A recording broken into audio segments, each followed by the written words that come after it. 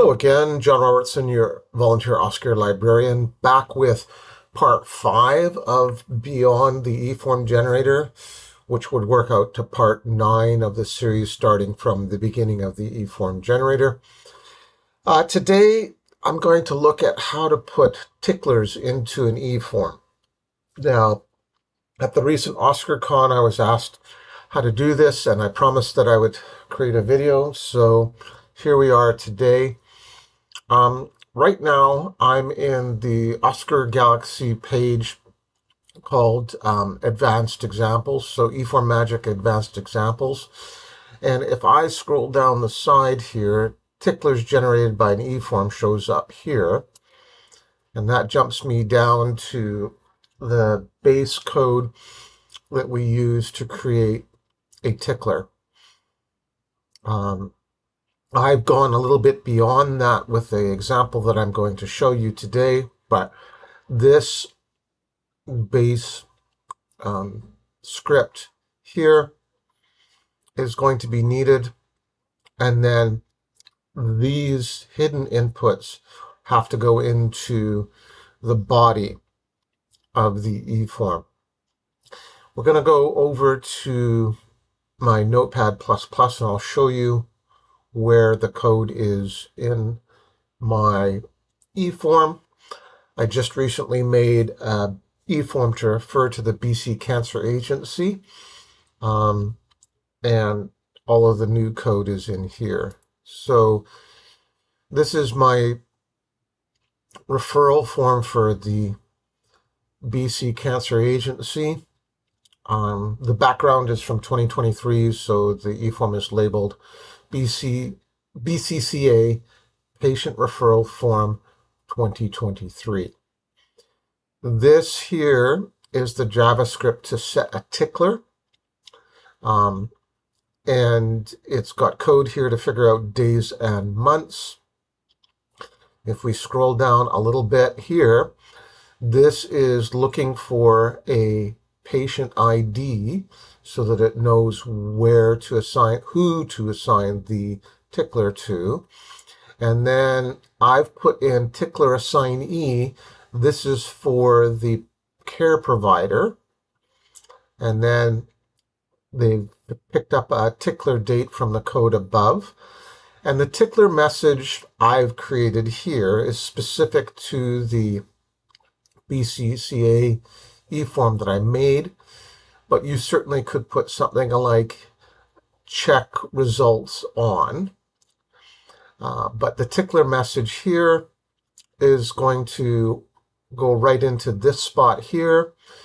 And so send tickler patient ID is this bit, and then tickler message, and then user ID is this assignee and the tickler date. It will complain if the tickler reminder is blank.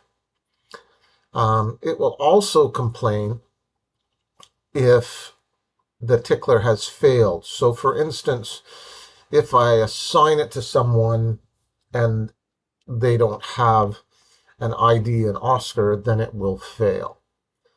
If we scroll down now to the beginning of the body of the eForm, and we look at the hidden inputs, I've put in some hidden inputs for tickler generation. And there's the patient ID. There's the tickler assignee. I also put in doctor provider number and current user ID because I created some code so that you can pick between whether the current user is going to be the one that gets the tickler or whether the doctor as designated in their demographic is going to be the one to get the tickler. The other thing that I did do in the header, if we scroll back up, is in my defaults, I've chosen the assign current to click. And this assign current, as we'll see further down in the code, assigns the tickler to go to the current user. Now, set defaults will run from the startup. The startup shows up at the beginning of the body in onload. Startup picks set defaults. Set default looks to see if this is a new form. And if it is a new form, then it will assign the tickler to the current user. If we scroll down now closer to the bottom of this eform, we'll see that we've got code here for the tickler reminder. So we've got some code to choose the tickler date. We've got a few options built in here. So 4 weeks, 8 weeks, 16 weeks are all built in, and you can choose those. If you choose 4 weeks, then it will uncheck 8 weeks and 16 weeks by saying check equals false. The same is true for the other choices. The tickler message, you can add something to the tickler message if you wish to. So if you feel that the standard tickler message doesn't have enough information in it, say you want to say what type of cancer it is, it's a bowel cancer, it's a thyroid cancer, then you can add that to the tickler message. And then here we have assign current, which I referenced in the defaults. So assign current is a checkbox. And then tickler assignee value will be the current user if we assign current. So if we go back up here to my hidden code, the tickler assignee is the input that the tickler code is going to use to decide who to send the tickler to. The current user and the doctor provider will pull out whoever is the current user opening up the eform and whoever the doctor is for this patient. And then we can pick which of these inputs is going to be assigned to the tickler assignee. So that's why I've created assign current means the tickler assignee will be the current user, and assign doctor will mean the tickler assignee is the doctor provider number. And that way we can choose either of those.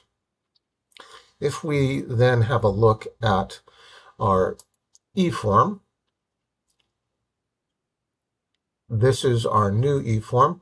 The old one looks the same except it doesn't have the stuff on the side here.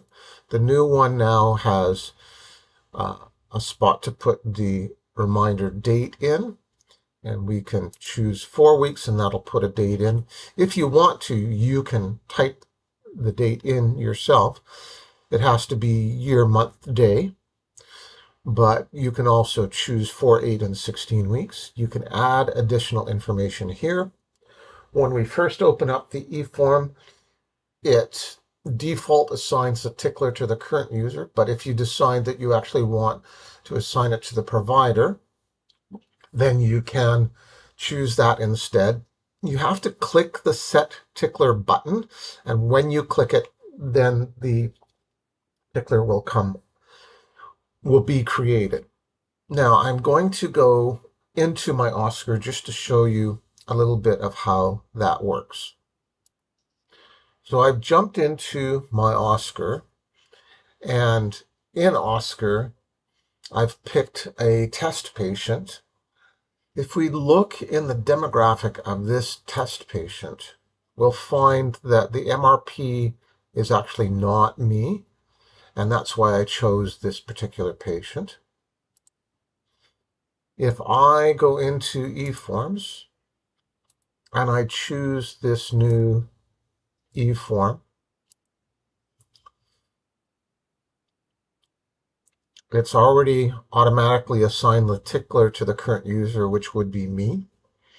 We can put, if I set tickler without putting a date in, it'll complain that it's not the correct date, but it did assign me a tickler.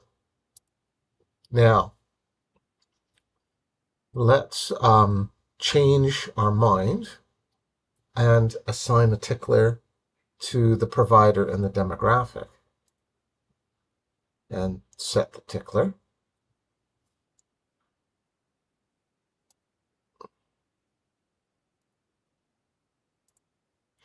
And now, if we go back into the patient's chart and refresh it, we'll see that we have a couple of ticklers now. So let's go into our ticklers. And the first tickler I made, the top one here, was assigned to someone else.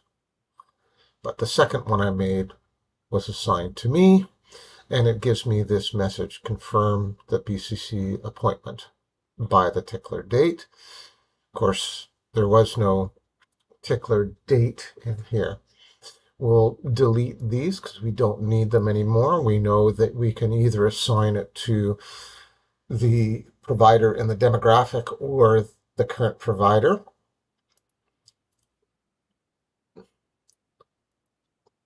And we will go back to the eform. And we'll put ovarian cancer in here. And we'll assign it to the current user, me. And we'll set the tickler. And so now it doesn't have any error messages. And then if we go back into the patient's chart and we check on ticklers again, it was assigned to me. Confirm BCC appointment by tickler date, ovarian cancer. So the extra piece is in there now. The other thing quickly I just wanted to show you is if you try to assign a tickler to a patient's provider and there is no assigned patient's provider, you will get an error message and it will tell you to make the tickler manually. So I'm going to go into a test patient that doesn't have a provider assigned to it, and we're just going to show you that. And now we are in a different test patient, and if we look at their demographic, we'll see here that there's nothing in here for MRP. So now if we go to this patient and we pull up my new eform here, and let's do all the right things. Let's put a date in. Let's put thyroid cancer in here, and we'll assign it to the provider in the demographic. And we'll ask to set a tickler. And it'll give me an error message that the tickler failed. Please create the tickler manually. So you do not have a tickler at this point in time, and you need to create the tickler on your own. And the reason in this particular case is because there's actually no provider in the demographic. So just to recap, let's go back to my Notepad++. I have code in the top of this eform. In my startup code, I ask to set default. In my set defaults, I have assign current and click, so it will click to assign the current provider, the current user. And then if we go down, we can look at the tickler, and this is all in the BCCA referral 2023, so you can pull all of this out of there. And if you want to change the message, you can change the message right there. And we'll go down further, and we need to remember that we have some hidden inputs. And the hidden inputs I have are the patient ID, the doctor provider number, the current user ID, and the tickler assignee. And then the actual code, which I placed at the bottom of the eform, is for setting the tickler reminders. Now, again, as I've said in previous, we do have do not print here so that it doesn't print up on the eForm when we go to print it out. We've given you some choices. Now, 4 weeks is 28 days, and 8 weeks is 56 days, and 16 weeks is 112 days. So you can custom design these if you wish. And then the tickler message, you can add extra to the tickler message.